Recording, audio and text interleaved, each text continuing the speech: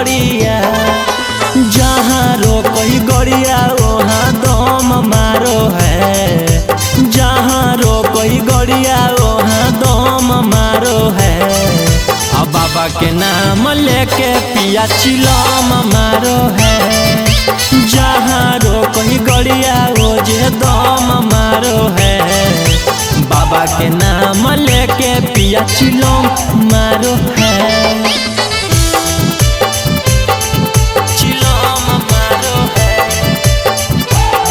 जे दम मारो है।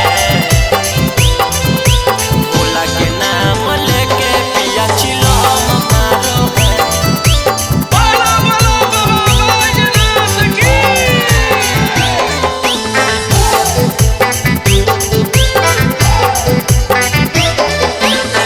दू दिन पहले पियावा गड़िया दौड़ैल कैल है। अभियो ना पहुँचैल कई जुलूम बड़ी कैल के।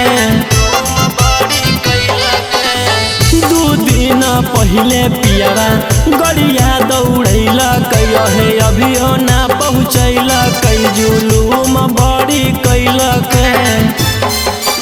बोलो ही यही बतिया तो कम मारो है।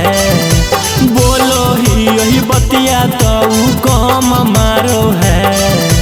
बाबा के नाम लेके पिया चिलम मारो है। जहाँ रोकई गड़िया वो जे दम मारो है। भोला के नाम लेके पिया चिलम मारो है। चिलम मारो है, जे दम मारो है। चिलम मारो है। बोलो बोलो बाबा बैजनाथ की। भोला के नाम लेके पिया चिलम मारो है।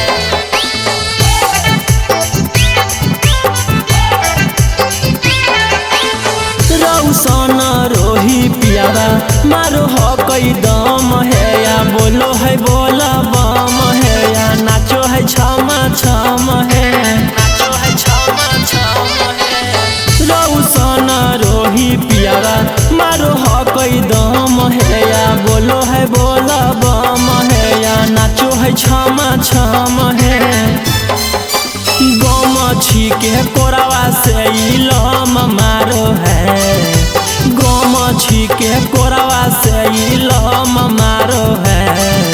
अब बाबा के नाम लेके पिया चिलम मारो है। जहाँ रोकई गड़िया वो जे दम मारो है। बाबा के नाम लेके पिया चिलम मारो है। चिलम मारो है।